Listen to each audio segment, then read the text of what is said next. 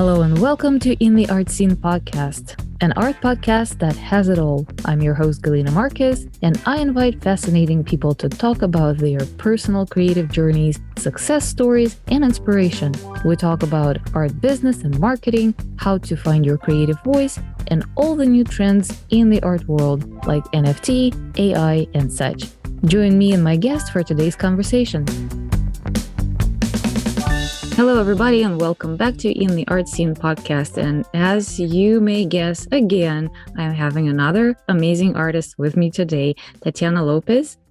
I am blown away by what she's doing because I have never seen anything like that. She is a visual storyteller in a very interesting way. She's an anthropologist, and I'll ask you more about that because you're doing your MA in visual anthropology, and you're a part of the Visual Anthropology Society. Or I had no idea such society exists. More importantly and more interestingly, Tatiana is exploring very important, very complex ideas, and her work is so touching and so I get shivers when I look at it in a good way, because it makes me think about things that I would have never thought about, without being pushed. So I think this is a great service that Tatiana is doing actually for the whole world. So why wouldn't you take away and introduce yourself, and then I'll ask you questions about your work, because that's amazing. Hi, Galina. Thank you for having me today. So it's so I feel so good to meet you and to be here to be able to share the work. So like you said, I am a visual anthropologist. I'm from Ecuador, but I currently reside in New Jersey. So I am also a storyteller, a photographer. So usually my work focuses on this body-territory relations, and more specific in these relationships with the animistic worlds and the human-non-human relations we all hold so close. And so, that we sometimes forget that we are even connected to these other worlds because they're not visible to our eye in this like material world, how we call it. And it's mostly in through dreams or through like intangible things that we can really touch, but they are there. No. So I've been exploring this for the past 2 years. I finished my master's in visual anthropology just last year. Due to COVID and everything, the world was crazy. Yeah. So I was able to finish last year. And through this master thesis that I did, I was able to connect with indigenous Sapara women from Ecuador and work on this, body territorial relations, but then also in the aspect of dreams, of like how dreams, something that we all experience, like all humans experience, and how important they are in our daily lives, and how we disregard this because we don't really pay attention, or most people don't think they are important. And like being able to get connected to that idea of having dreams guide your life has been really life-changing for me. And it's something, that I carry really deeply now, because it's something that I've had since I was a kid. I used to have like all these vivid dreams, and I didn't understand what they meant, but I used to be like, oh, I've dreamed this before. This already happened. Like, what's going on?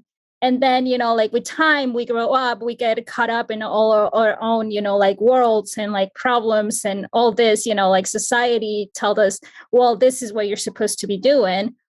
And we forget there's a spiritual connection that we have with, other beings, because maybe it sounds weird, or it sounds, like it's not normal, or, we don't normalize those things. So through the master's, I was able to get more deeply involved, and investigate what is that, what role the dreams play in indigenous communities, and what role do they have in these body territory relations. And everything, it's just interconnected. When we talk about it, when we see how extractivism keeps growing, and in the Amazon, and the minings are, the mining is growing, the issue keeps growing, and we're just extracting, or thinking, okay, we're just extracting a resource, and we see nature as a resource. But then when this resource is extracted from this territory, then the territory also has a spirits. We all have these angels, or whatever we want to believe, but we are guided by these spirits. So the territory also holds all these spirits. And when the territory gets destroyed, then Sapara people believe that the spirits leave this land, and since they leave, then they won't be able to dream anymore, because there is no messengers to bring them, these dreams, and to guide them, and to being able to connect with them. So if this happens, then Sapara people are left with no answers to how to act, or what to do, or what's to come. So that connection between this world and the spiritual world it's lost. So how, the way that they explain it is how do we allow them to destroy our land if, this is also destroying us and our well-being and our spiritual well-being? So it's just, it's kind of like a chain, and everything is interconnected, but we don't see it like that, because we don't see this affecting us in this society, in this, the Western society. Yeah, and as you mentioned on your website correctly, that in the Western culture, we see ourselves separate from the nature, and that brings a lot of problems. And the most fundamental problem is the climate change, and all the environmental crisis that we're facing right now. And I want to ask you about that, and I want to ask you a little bit more about the dreams, but I want you to explain to me a little bit, to me and to everyone who's listening, the body territorial relations. What do you mean by that? Yeah. So usually when I work with women from the territory, from indigenous communities, they talk about this, the land being destroyed. And then, of course, when the land is destroyed, the water is contaminated, the food is contaminated. And who are the ones who drink from that water? Who are the ones who eat that food? Is the families from these communities. So when they consume these products that are contaminated, their bodies are also being contaminated. So there is this relationship of, how our body is, our territory also that we have to protect. And as women, they have, all these experiences that they have encountered, violence through, extractivism, violence sometimes in their communities from leaders that are, not doing good in their community. And then there is also this contamination that comes from all these other factors. So their bodies are also at risk of getting sick. And, it's not just the spirit, because what they, their belief is they are 50% material world, and then the 50% spiritual world. So there is the body and the spirit, and both of them are important for them to be in balance and to be healthy and to have a well-being.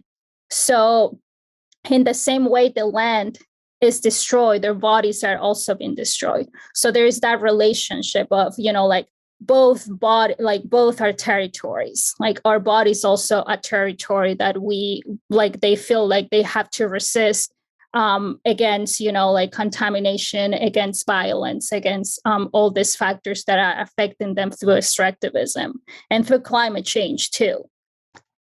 So yeah, it sounds like the extractivism is the problem on all levels. It's not only destroying the land, the body, but also affects the spirits and spiritual connection for the indigenous people. Why are you working mostly with women?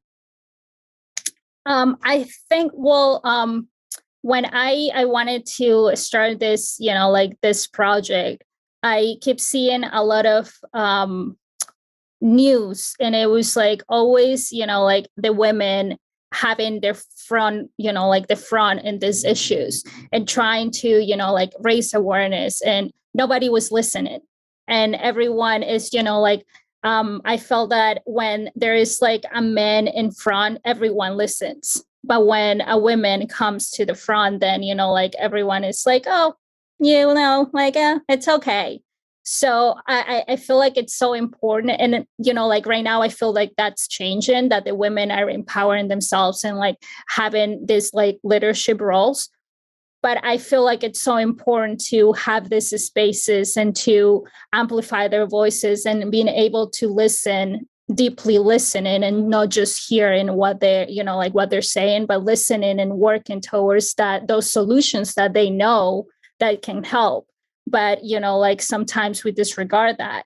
And also in, like in this extractivism is such like what you call it, it's rooted in this patriarchal system, that I feel like if we don't, not destroy it, but dismantle it from the bottom, then nothing is going to be changed. Like this has to be dismantled so we can create like a vase that is not like focus on this patriarchal system anymore, because that's not working anymore. Like it doesn't, like in those communities, indigenous communities, there's not only men who live there and who can take the decisions, but there's women, there's children, there is, like the elders, and everyone should be able to have a decision and to have a voice and say like, I agree with this, I don't agree with that.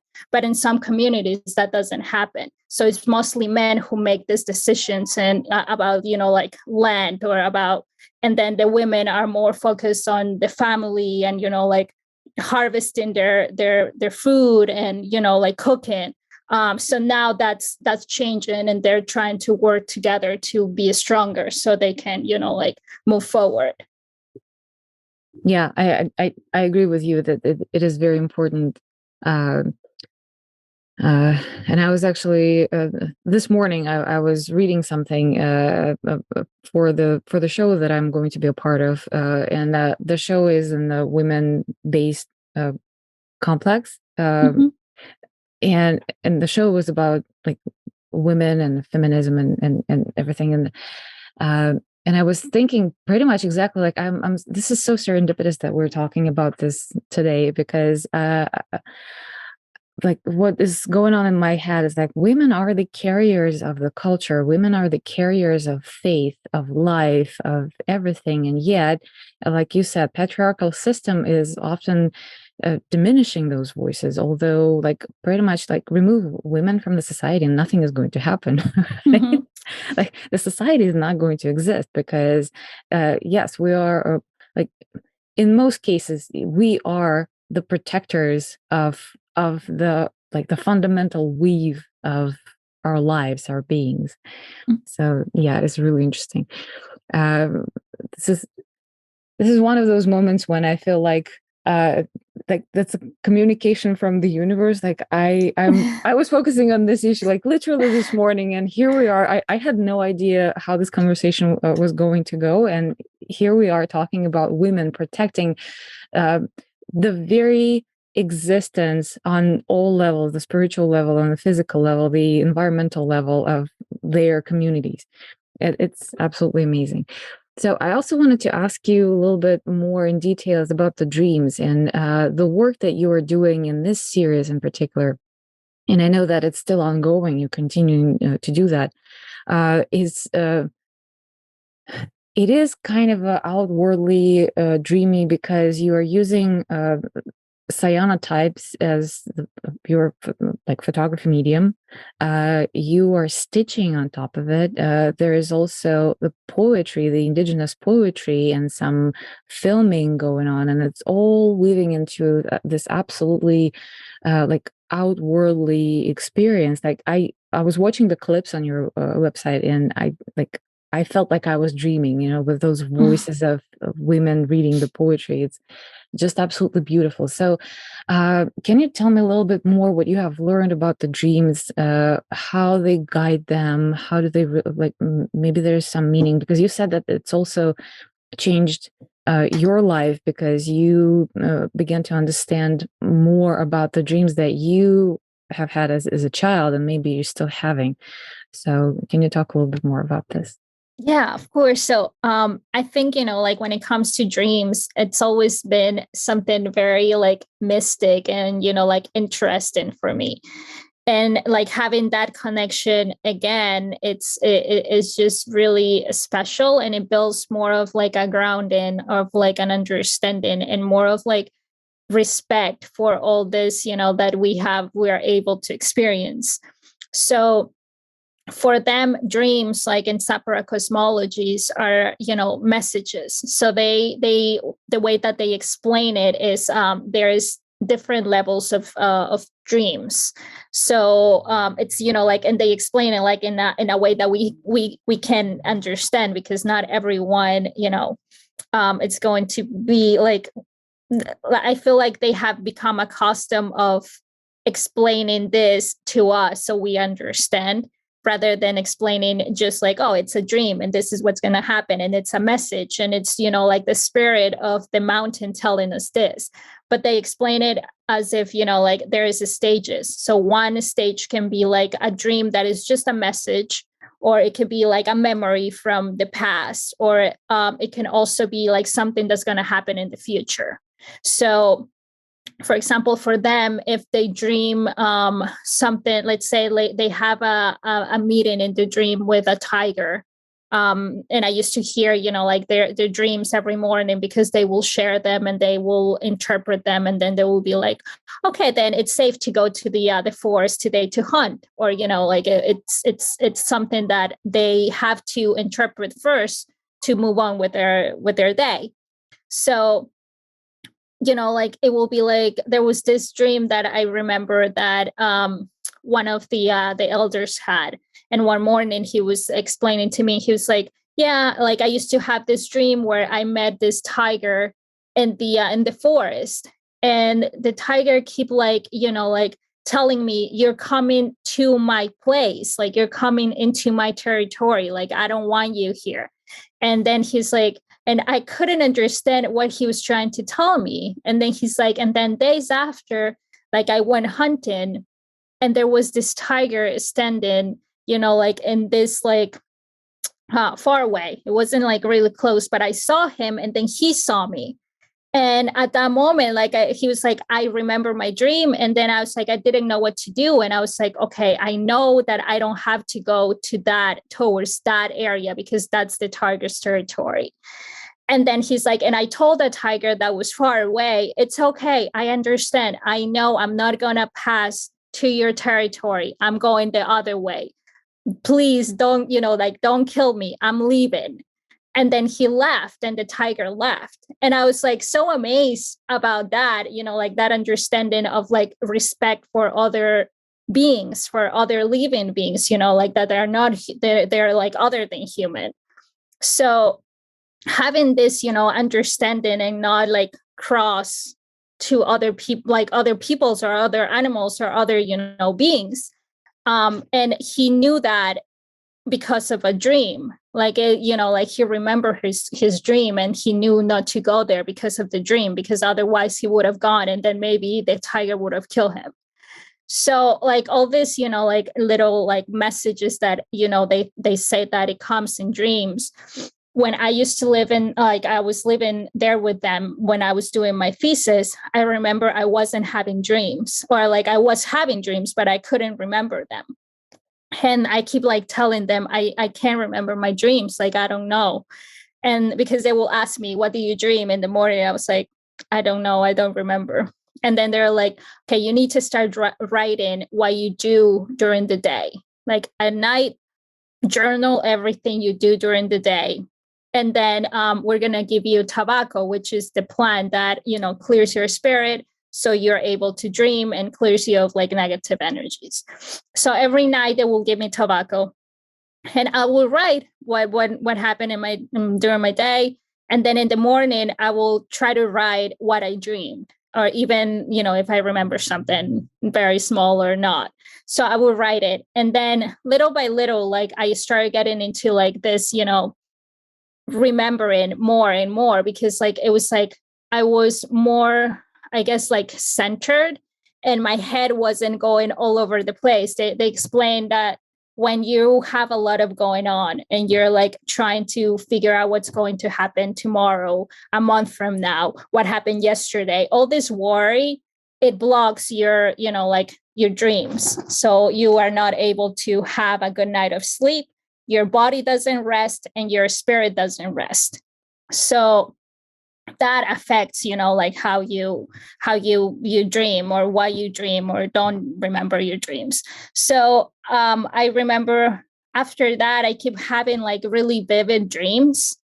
And it was like, oh, and now like I'm trying to understand what they mean, because for some people, they might represent something else. And it takes you to know what's going on with you, with your body, right? And in this world, in the material world, when we talk about, and like I'm talking right now as if it was two worlds, but there is not. Like for the supper, there is only one. It's just how we have to, like, and that's those dualisms that we create, that okay, there has to be two in order for us to understand. But there's only one world, and it's just the world, its form in, the spirit and the body. So right now, when I dream, I feel like I try to understand the situation I'm going through, all the emotions that I'm going through, and how that is affecting, or, like how can I better, or, like pay attention more towards, or what's going on, that, like, why do I dream like this, and what's going to happen today? And like, I try to pay attention to all those things. I'm more aware, rather than, like just have a dream and then forget about it and be like, oh, it was just a dream, and don't make those connections. So it has really, make me more aware of who I am as a person, and, like what my journey, or what my path should be, or where should I guide it to. So it in the past 2 years that I've been doing this, it has really opened up this, like more of like an opportunity to explore who I am really, and where I want to go, as, like not just as an artist, but as a person, as, like an individual, being a person of like service, and, like go through that healing that sometimes we disregard. We really, like we just so caught up in our own, like little world, the things that we have to do, and, like bills, and we have to pay to this. And, nobody's asking us, well, how do you feel internally? How's your spirit? How is your heart?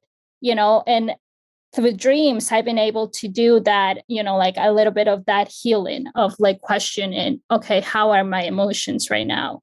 And trying to go through that, like that process, which it's, like a long process, but, we have to start somewhere. So that's how, like dreams have, been, and, like for me, they have been really important. It's very interesting, the custom tradition. So they would get together every morning and talk about their dreams. Yeah, that's how they start their day. Yeah. So most of the families, there are some families who don't, and like a lot of like separate people already have, like separate men or women got married with a different culture, and then like they have like different cultures in their family. So there is families that they get up in the morning and they drink guayusa, which is a tea made of a leaf, and they drink that, and they are able to have like this circle and share about their dreams. So it's like 4 a.m, they will gather and they will drink the tea. They will tell their dreams. They will talk. It's like a family kind of like getting together, you know. And then in the morning after that, they go shower in the river and they start the day. So it's, you know, like I feel like it's such a beautiful way to start your day, because like you're starting like so clear and just so you know, like with like your body just feels like lighter, you know, like it's not that, you know, like, oh, I don't want to get up, or like and I struggle with that here when I come to the States. Like it's so weird because like when I'm in Ecuador, I'm like up so early and I'm like, okay, I'm gonna do all this, and like, you know, like I feel rejuvenated. And then when I come to the States, I struggle getting up in the morning, and it's just like, I'm like, why does this happen? I'm like, oh, I'm so lazy today. So it's, you know, like, I feel like it's also like the change of places, and the dreams are completely different too. So it's really, you know, like interesting to see that that contrast when you're like in a place that is like more connected to nature. You're like, you know, it's quiet and the food is different than when you're like in a place and you're like rushing and you're like, you have to go to work, you have to do this, you have to like, and then you take like this, you know, fast food, and then because you have to eat super fast, and then how your dreams also are affected by this, by the way of life that you have. So it's, you know, interesting to really go through that. Yeah, it is very interesting. Are you trying at least to keep the practice when you're in the States of journaling in the evening and remembering your dreams in the morning? Yeah. So when I come here, I feel like I can really journal, like write everything that happens. So what I do is I will write like little kind of like poems, or just like words that explain how I'm feeling. And then I try to like embroider a lot. And that helps me to, you know, like be, and you know, when I get up, I try not to like see my phone like right away, and you know, like I try to be like, okay, what did I dream today, what did I dream last night, and I try to remember, and then I write it down. So it's, you know, like it's kind of like it's a different routine than when I am in Ecuador, and you know, like I'm just, it's just naturally, like your body is just feels more naturally. Here I feel sometimes like I have to force myself to do these things, because I don't want to go through like that routine of like, oh, I don't want to get up, like I'm so lazy today, you know, like, and I push myself and I'm like, no, I need to, you know, like kind of keep with what, like my practice. It's a practice, and I feel like that takes also, you know, like willingness to do, like, and it's okay, you know, like sometimes I do feel like tired, and I'm like, oh, I feel tired, and I'm like, okay, it's okay to feel like this. Also accept that, you know, like it's okay to sometimes feel sad or discouraged, or like not wanting to do anything and just like lay in bed and sleep. Like I've also been trying to learn that too, because sometimes I feel like I push myself too much to do all these things that I want to do. And then my body also gets tired, and my spirit also gets tired, and I get discouraged and all these things. So being able to, you know, like do different things, go like, I love like hiking and, you know, like going out and just like do things like that to like keep me inspired, and, you know, like not falling into that, you know, like that routine that doesn't really, you know, doesn't really contribute anything. Yeah. You mentioned that the dreams are different because you're changing places, but then you're changing the pace of life and what you eat and how you, but do you feel like the spirits are different, or like are there any spirits in the States that will guide you through your dreams at all? Because I mean the land is so like overdeveloped that I don't know if any spirits would keep staying here. Yeah. So what what the several people used to tell me, or the members from the community I work, was that in the cities are like really hard to dream, like to be able to dream, because the spirits might not be here because it's there is no like really natural places around.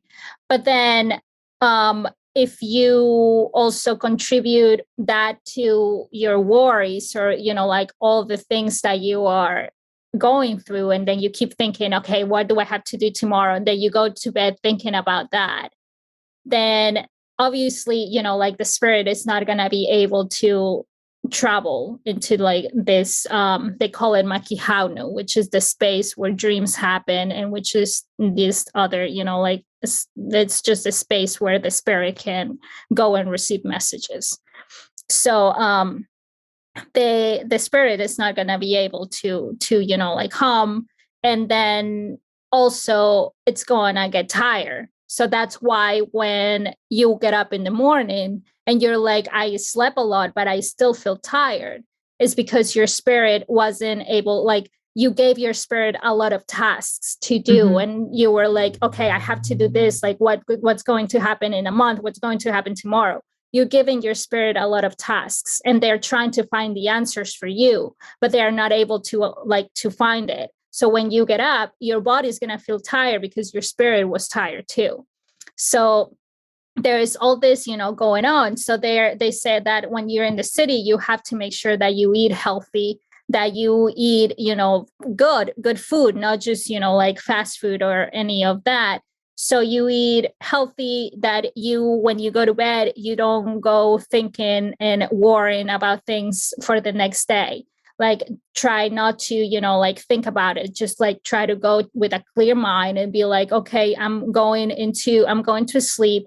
I'm going to go into this space, makihaunu, and I'm just going to let, my spirit rest and bring me the messages that I'm supposed to be receiving.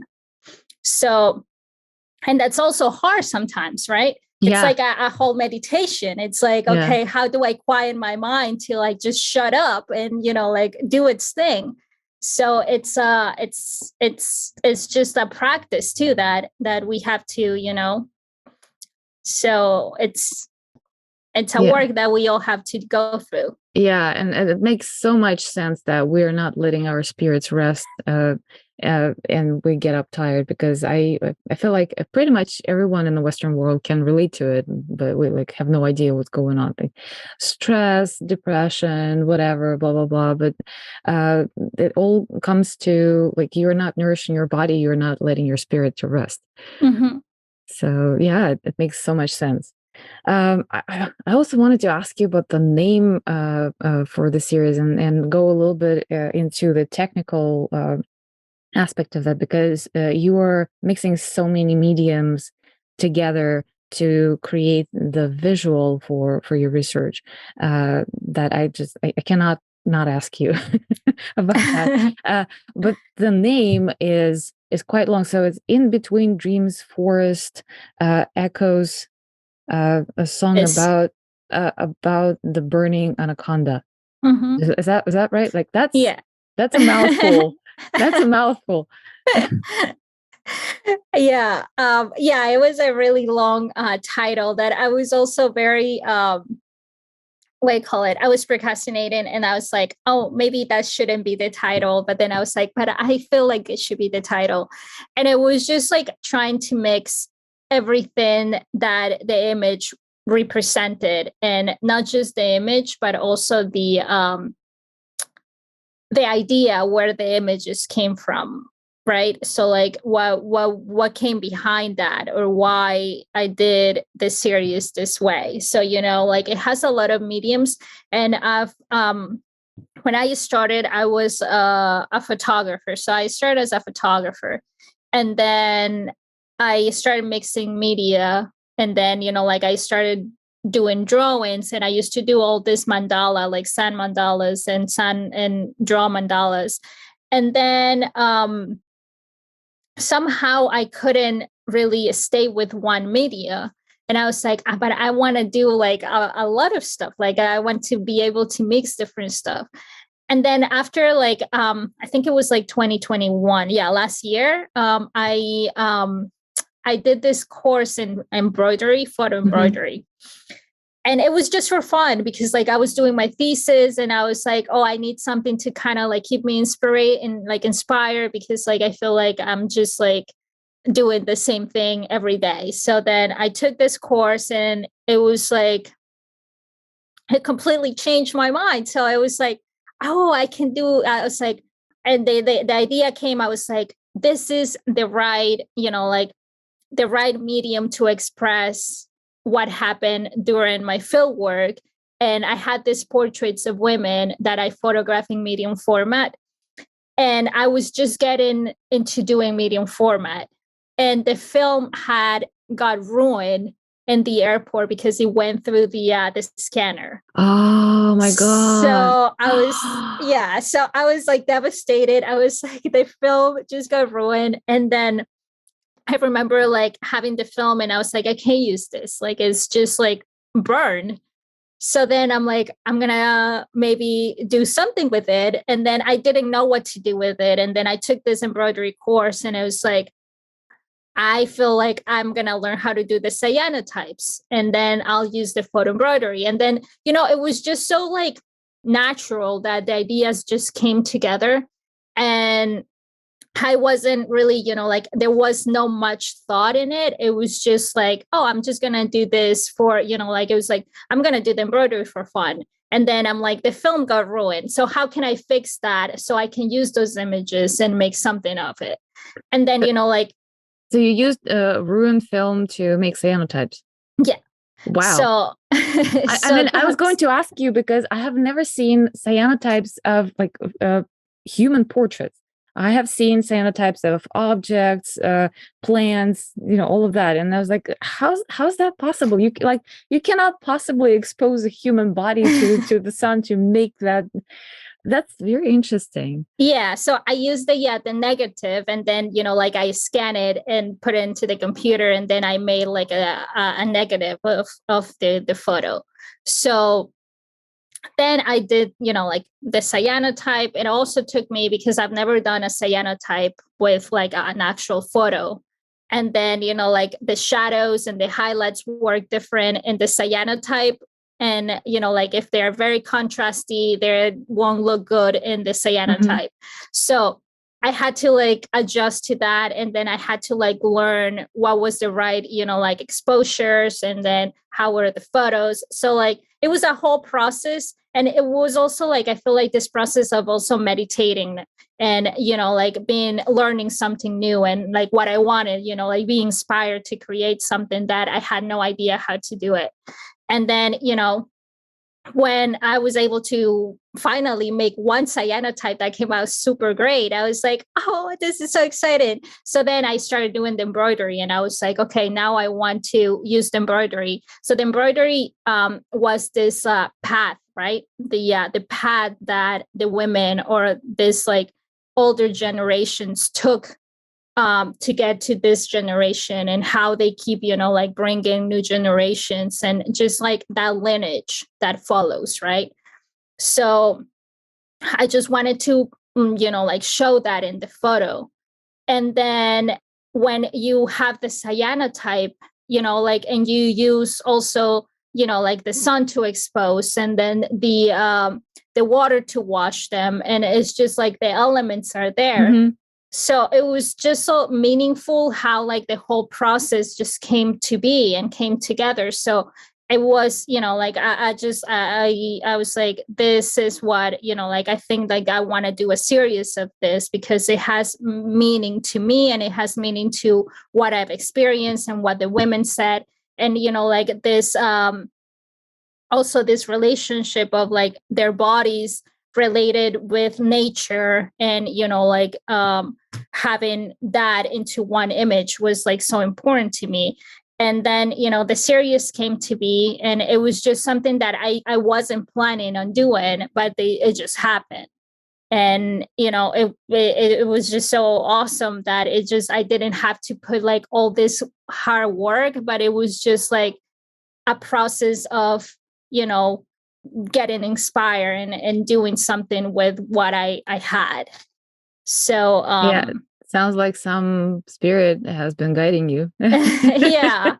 And I love that you are mixing all the natural elements, and you're also embroidering like leaves and plants onto the photographs, onto the cyanotypes. And yeah, I had another cyanotype artist on the podcast, and she was talking about the same thing, and she's doing cyanotypes with plants, so it's kind of easier to just lay them on the surface. And for her, it was also the connection to nature, because you're working with the plant material, with the sun, with water. So it's yeah, it is a very like it is very interesting. Like the cyanotypes have this property that make them look kind of outwardly, yet they really combine all the natural elements together in the process of making. It's really fascinating. Yeah. Yeah, and also about the like the burning anaconda. When we talk, when like when Sapper talk about the burning anaconda, or the anaconda is the so the anaconda is the being that balances the earth when the earth is going out of balance. So I like I wanted to have that kind of like that as a story, because if the earth is getting destroyed, and like our bodies are getting contaminated, then everything is going out of balance. So like bringing that being to balance it again, and to let us know, like, so it's like echoes like the song of the burning anaconda. It's like this song that reminds us the message that we have to like change our way so the earth doesn't get destroyed.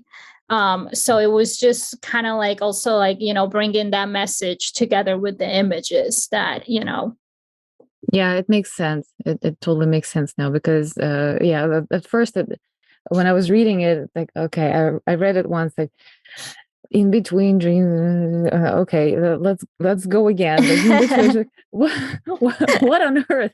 But yeah, it does make a lot of sense that the dreams are the messages that we receive, and the messages are about the earth and the forest that is being destroyed, and the anaconda is the balance of the world. And it's burning, it's dying practically. So yeah, it does make a lot of sense. So you have another element in this series, which is little films that you're making, films and audio, the poetry. Can you tell us a little bit how that came to be? Yeah. So the audio was something that I already had envisioned when I was doing my thesis. I wanted to have like the songs of like women in the background of their photos. So it was just going to be a photo, and then it was going to be the song in the background, right? So that woman is singing. And it was like so straightforward. But then when like the film got ruined, I didn't have any photos, and I was like, oh, now I can't really do this. And then after like when the cyanotypes came to be, and like the embroidery, and I was like, this is perfect, because now I can mix the video, which is like landscapes of just like how it feels. Like I wanted to portray like how it feels to be in the forest sometimes, because like when we go for the first time, for me was kind of like this like out of this world like experience. And I was like, where am I? Like, this is such a beautiful place, and you just feel like that like it was like this existed all this time, and like this is the first time I'm here, and it's just like such like a profound experiences like being there. So I wanted to have this like this kind of feeling of like being always moving in the forest. And like when you're there, like you're always walking, you're crossing rivers, you're like, you have to go, like there's no cars, so you have to walk everywhere, or you have to go in the boat. And I wanted to have that like that. And it's kind of like also, like you said, like a dream, right? When we're in a dream, it's kind of like we're just moving, and everything just changes, and like colors, and like all this comes all at once, that we really don't like don't know how to make sense of it. So I wanted to have that feeling. And I wanted to have, like in the background, I wanted to have their voice, like I wanted to have their songs, because like for them, like the Sapro language is like also in danger of extinction, because only 3 elders are the ones who speak the language, and their songs are a way to preserve that, because that's what's easiest, passed to other generations, and what they've been learning a lot. So I wanted that to also have, like kind of like a come together into one piece, like not just the cyanotypes, but also the video, and like this kind of like interdisciplinary show that, that you see in the website. Well, you accomplished that because this is such a multisensory experience. Even just from your website, it's already a multisensory experience. I wonder, I wish I would see it in person one day, because that would bring like when you are in the same space with the artwork, and not just interacting with the screen of the computer, like maybe even like touch the embroidery a little bit. That would be absolutely amazing. But even on your website, it gives like the experience on so many levels of what you're trying to say. Yeah, it's really beautiful. Thank you. Absolutely beautiful. All right. Well, is there anything else, the message that you want to tell our listeners today? Because we've been I feel like we covered a lot of ground, and it's almost been an hour. Yeah. And I wanted to ask you about another series that I saw on your website, which is also very interesting.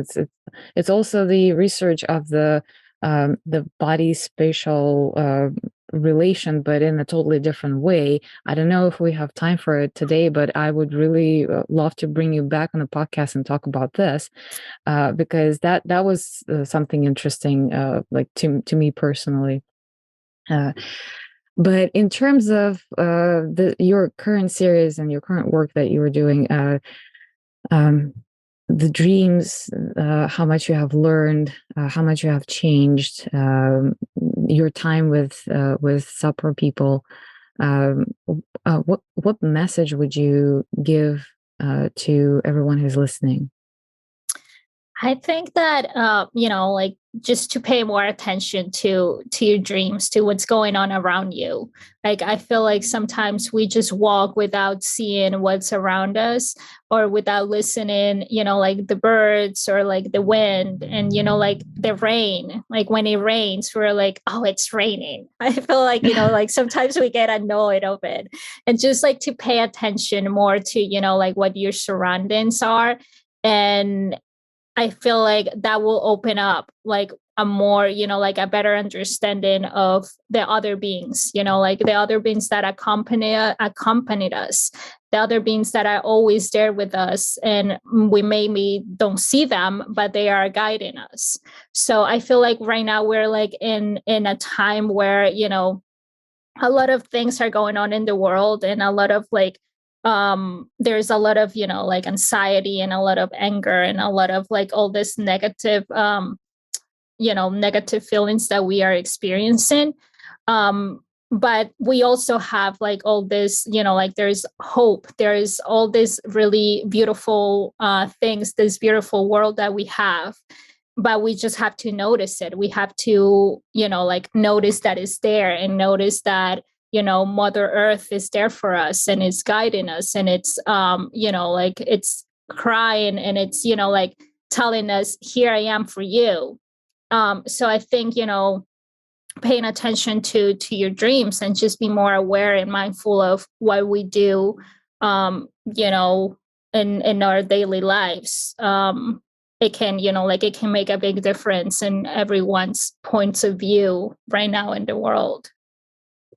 Yeah, it's a beautiful message. Thank you so much. I truly think that we're like the Western society sounds so like globally consuming. It's like when you're talking about Western society, you're pretty much talking about like the population that dominates the how the world operates right now, which is and in your message, it's so true that it dominates and operates in the way that is very harmful for the earth and for us, for human beings, on the physical level, on emotional level, on spiritual level, on all the levels. And it's almost like we really forgot that we are one with the nature, and we're just not noticing it anymore. Yeah. All right. Well, thank you so much. Thank you so much for your wisdom. Thank you so much for the work that you're doing. I look forward to seeing more of the series. I will make sure to leave all the information in the show notes, links to your website, your social media, which is, guys, if you don't follow Tatiana on Instagram, you absolutely have to, because her Instagram is like a beautiful gallery of her work and beautiful messages.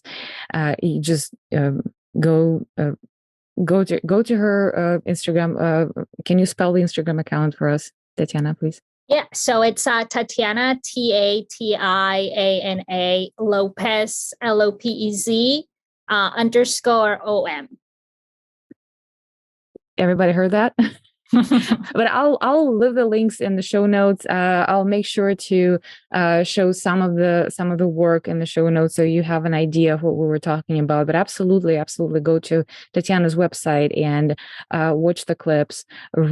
Especially read what she's talking about, because she has done an amazing research. Not only from the scientific standpoint, she has lived what she's talking about.